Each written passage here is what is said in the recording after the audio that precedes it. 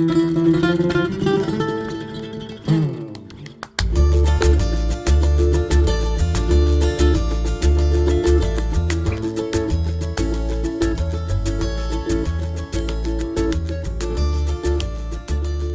bonjour, and welcome to your new LT1 Exchange video, where we talk about and taste, more importantly, taste the wonderful world of fine and rare wines. I know my glass is empty for now, we'll get to tasting this wine in a minute. But if you're new here, know that on top of offering exclusive investment-grade wines through our initial bottle offerings, what we call our IBOs on the LT1 Exchange platform, where you can trade and collect fantastic wines, we also partner up with producers from all around the world to offer fine wines that are meant to be kept and consumed more in the short to medium term. We offer those exclusively to our wine club members.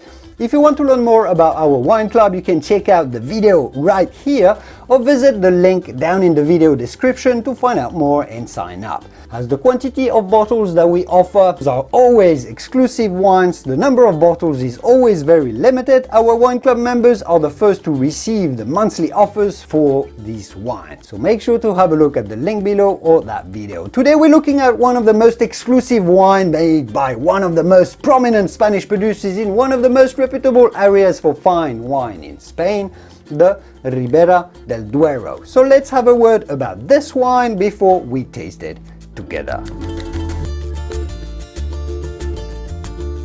So if you're not familiar with Bodegas Protos, know that it was founded in 1927, so it's just celebrated a few years ago its 90th anniversary. Protos was the first winery in what has now become one of the very best and most reputable areas of Spain for making fine wines, the Ribera del Duero. Many of the very best and most expensive wines from Spain come from this area. It's as simple as this. Of course, Rioja has had the most international fame because they were into fine wine a little earlier, but Ribera del Duero has since quite arguably overtaken Rioja as the leading Spanish premier wine region, with some of the most prestigious names in Spain, including Bodegas Protos. And Protos was first in this area to organize and develop modern winemaking for crafting fine wines. The name Protos itself comes from Greek meaning first, because that's what they were in this area. Now the grape used here to make this wine is the same as is used in Rioja, Tempranillo, or a local variant of Tempranillo that is called Tinta del País. Protos was such a pioneering producer in the area that they got an opportunity to actually construct the aging winery in the heart of the very mountain that holds the Peñafiel Castle, which is the remarkable and most recognized historical landmark in the area. They are virtually underneath the castle, as you've seen. Protos makes an extensive range of fine wines, and Finca El Grajo Viejo, its very wine, is their most exclusive. This is a single vineyard wine made from very old 70-plus-year-old vines on the best terroirs of Ribera del Duero. Very low yielding vines, extremely concentrated grapes. The wine is aged for 18 months in new French oak barrels. But enough talking about the wines, let's get tasting.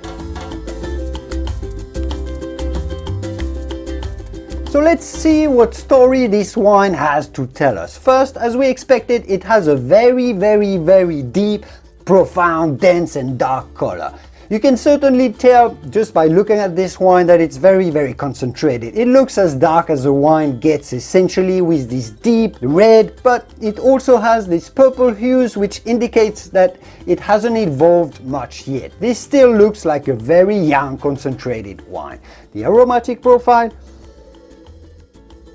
is very controlled, surprisingly so. You can sense the finesse already, as it doesn't smell like an explosive wine. There's notes of coffee and dark cocoa, slightly smoky, and that all surrounds profound notes of dark cherry liqueur.